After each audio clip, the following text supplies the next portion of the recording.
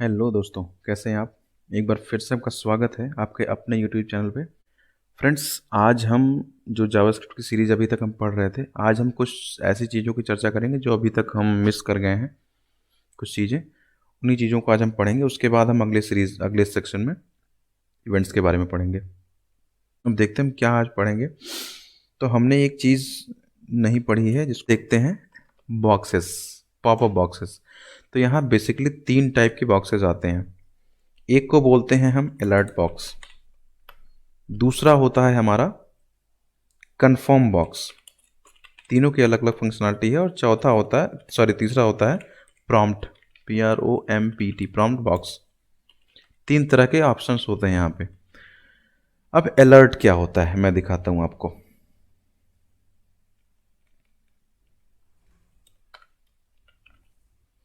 अब यहाँ पे हम देखते हैं अलर्ट।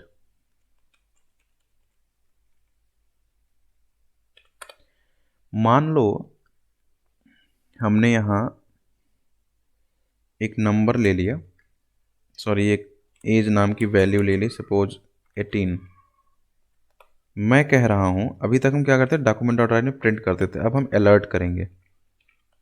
अब यहाँ पे मैंने लिखा कि अगर एज जो है वो ग्रेटर देन 18 है, या ग्रेटर देन और इक्वल टू 18 है, तो वो हमें प्रिंट करेगा। तो अभी तक हम क्या करते थे, डॉक्यूमेंट डॉट राइट लिखते थे, तो ये क्या करता है, वहाँ जाकर प्रिंट कर देता पेज पे। लेकिन होता क्या है कि मान लो पेज मेरा बहुत बड़ा है और उसमें मैंने छोटा सा कोई एक डेटा प्रिंट किया, तो मुझे दिखाई नहीं देगा।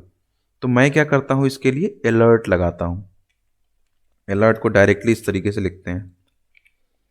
अब जब मैंने अलर्ट लगा दी तो ये क्या करेगा, देखो। अलर्ट लगाते ही अब मैंने कोई एक वैल्यू लिखी अलर्ट में कि you are eligible for voting, ठीक है। और सेम एज अगर इल्स कंडीशन है तो मैंने एक डेटा अलर्ट लगा दिया कि you are not eligible for voting. अब ये क्या करेगा, आप इसको देखो, ये आपको अलर्ट करेगा। दिखाओ कैसे, इस तरीके से। ये देख रहे हो, एक बड़े से पेज पे अगर हमें कहीं डेटा लिखना है छोटा सा, तो हमें पता भी नहीं चलेगा, लेकिन अगर ये अलर्ट आएगा तो आपको पता चलेगा कि you are eligible for voting. Okay करोगे बंद हो जाएगा ये, लेकिन जैसे ही फिर रिफ्रेश करोगे तुरंत आ जाएगा you are eligible for voting. देख रहे हो आप। इसी तरीके से आप इसकी वैल्यू को घटा दो, जैसे मान लो 18 से 17 हो जाए, तो ये क्या करेगा, आपको आंसर देगा you are not eligible for voting. देख रहे हो आप।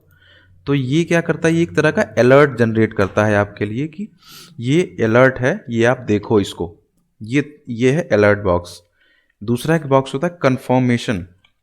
अब ये कंफर्मेशन क्या चीज़ है, कंफर्मेशन हमसे कंफर्मेशन लेता है और हमारे कंफर्मेशन के बेसिस पे वो कोई एक वर्क करता है। जैसे कि मान लो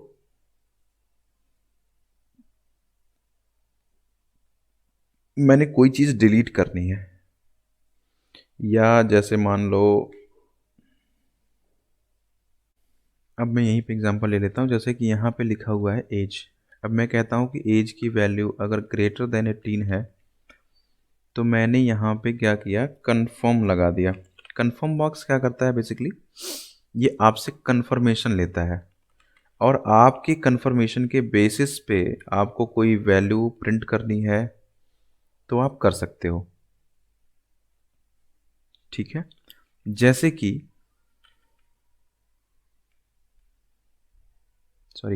इसको लगाने के लिए हमें थोड़ा सा चेंज करना पड़ता है डेटा।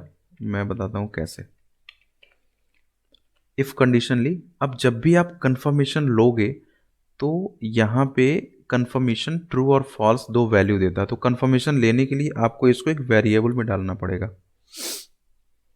तो मैंने स्टेटस नाम का एक वैल्यू डाल दिया, ठीक है। स्टेटस नाम की मैंने एक वैल्यू डाल दी।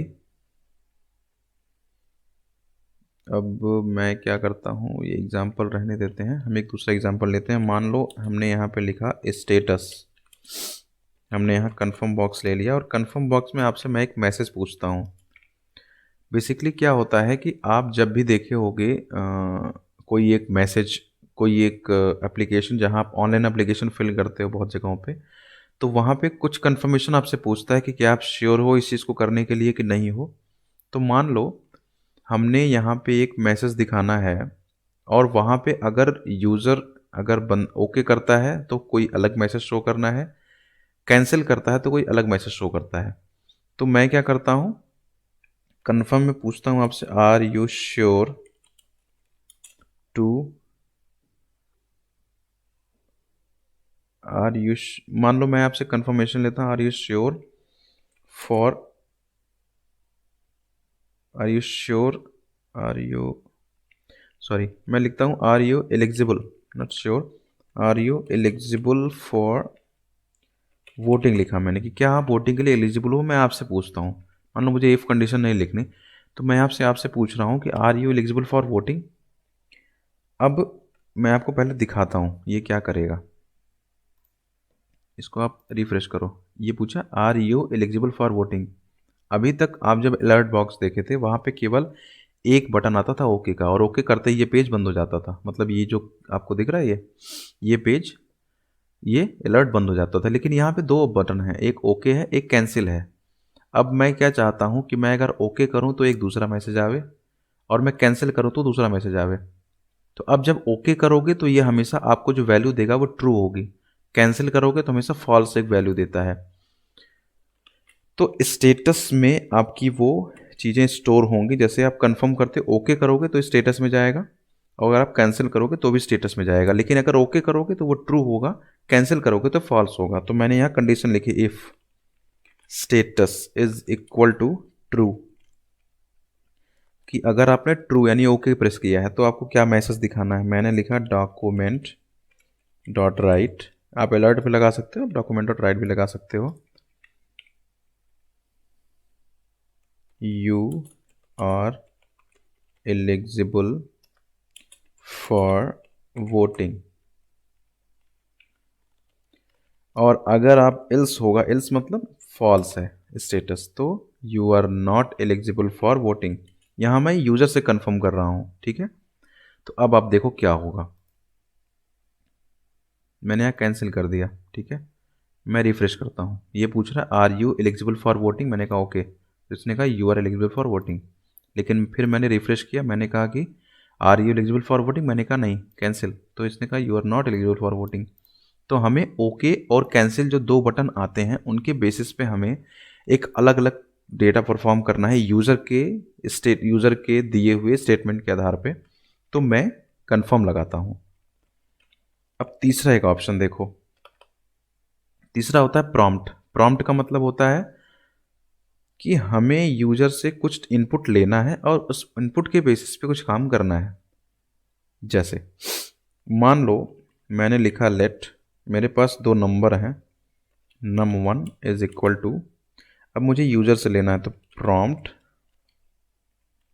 मैंने लिखा इंटर योर फर्स्ट नंबर, और मुझे उन जो भी यूज़र नंबर देगा उन नंबर्स को ऐड करके यूज़र को शो करना है। फिर मैंने यहाँ लिखा, इसी को कॉपी करके मैंने लिखा इंटर योर सेकेंड नंबर, ये वेरिएबल में आ गया num2। मुझे क्या करना है, इन दोनों को ऐड करना है। तो मैंने एक वेरिएबल ले लिया num3 is equal to num1 plus num2। अब num3 को मुझे यहाँ प्रिंट करना है, मैंने लिखा डॉक्यूमेंट डॉट राइट, मैसेज लिखा the sum of num1 and num2 is, comma किया और प्रिंट कर दिया, ठीक है। अब यहाँ क्या करेगा, यूज़र आपको इनपुट देगा, मतलब आप जब इसको इंटर करोगे तो ये आपसे पूछेगा, जो भी आप नंबर दोगे पहला और दूसरा नंबर, उसके बेसिस उन दोनों नंबर को ये जोड़ेगा और आपको एंटर दिखा देगा। अब देखो कैसे, मैंने इसको रिफ्रेश किया, इसने कहा एंटर योर फर्स्ट नंबर, ये इनपुट के लिए आया, मैंने यहाँ लिखा 10, फिर मैंने ओके किया, एंटर योर सेकेंड नंबर, अब मेरा सेकेंड नंबर था 20। तो अब जैसे मैंने ओके करूँगा तो ये कहेगा the sum of number 1 and number 2 is 10 20। अब देखो यहाँ पे 10 प्रिंट कर दिया, 20 प्रिंट कर दिया, लेकिन इसने ऐड नहीं किया। ऐड क्यों नहीं किया, जब भी आप इनपुट यूजर से लेते हो तो इनपुट लिया हुआ डेटा हमेशा स्ट्रिंग में होता है, इंटीजर में नहीं होता है। ठीक है, जब भी आप यूजर से इनपुट लोगे तो यूजर के द्वारा दिया गया इनपुट हमेशा स्ट्रिंग में होता है, नंबर में नहीं होता है। तो आपको पता है कि जब दो स्ट्रिंग ऐड होती है थ्रू द प्लस ऑपरेटर तो ये इस तरीके से दिखता है। लेकिन आपको तो नंबर प्रिंट करना था, आपको तो डेटा प्रिंट करना था, आपको दोनों का सम प्रिंट करना था। तो आप क्या करोगे, तो स्ट्रिंग को नंबर में कन्वर्ट करने के लिए क्या करते हैं हम, पार्स इंट लिखते हैं। ये क्या करेगा, इसको नंबर में कन्वर्ट कर देगा। तो हमको पहले वाले को भी कन्वर्ट करना है, दूसरे वाले को भी कन्वर्ट करना है। जब दोनों कन्वर्ट हो जाएंगे तो ये ऑटोमेटिकली प्रिंट कर देंगे। कैसे, देखते हैं। अब हमने क्या दिया, पहले दिया 10, फिर हमने ओके किया, फिर हमने दिया 20, फिर हमने ओके किया, क्या दिया 30। मतलब अगर आप यूजर के दिए हुए इनपुट को इंटीजर में कन्वर्ट नहीं करोगे तो जब भी दो स्ट्रिंग जोड़ते हैं क्या होता है, आपस में ऐड होके दिख जाते हैं। लेकिन वो इंटीजर के मोड में ऐड नहीं होते, वो एक स्ट्रिंग के मोड में ऐड होते हैं। तो इस चीज़ का आप ध्यान रखिएगा। तो ये था प्रॉम्प्ट, ये आपसे पूछता है कि आप क्या देना चाहते हो, ये आप नंबर दो, ये वैल्यू दो। इसके बेसिस पे आप जो भी यहाँ बैक एंड में जो आपने ये कोड किया होगा उसके बेसिस पे आपको रिजल्ट दे देगा। तो ये था वो प्रॉम्प्ट ऑपरेटर जो यूजर से डेटा लेता है। तो 3 तरह के बेसिकली बॉक्सेस होते हैं जावास्क्रिप्ट में। अब अगली सीरीज में हम देखेंगे, अगले सेक्शन में जो अगला वीडियो हम देखेंगे उसमें होगा आपका इवेंट्स। उसी इवेंट्स के वीडियो में ही हम देखेंगे कि एक फॉर्म कैसे बनाते हैं HTML में और उस फॉर्म की वैलिडेशन कैसे करते हैं। क्योंकि हमारा बेसिकली जो जावास्क्रिप्ट हम काम करते हैं, ज़्यादातर जो काम होता है वो वैलिडेशन का अभी के लिए होता है। वैसे तो बहुत सारे काम होते हैं लेकिन एक काम वैलिडेशन का भी होता है। तो हम वैलिडेट करके देखेंगे उसके डेटा को। तो ये हम अगली सीरीज में देखेंगे। ये वीडियो आपको कैसे लगी ये मुझे कमेंट बॉक्स में लिख के ज़रूर बताइएगा। ये जो अब मैंने आज बताई आपको इन अलर्ट बॉक्सेस में से, ये वीडियो आपको कैसे लगी, इस वीडियो को लाइक कमेंट और शेयर कैसे ज़रूर करिए। मिलते हैं अगले वीडियो में, तब तक के लिए बाय बाय।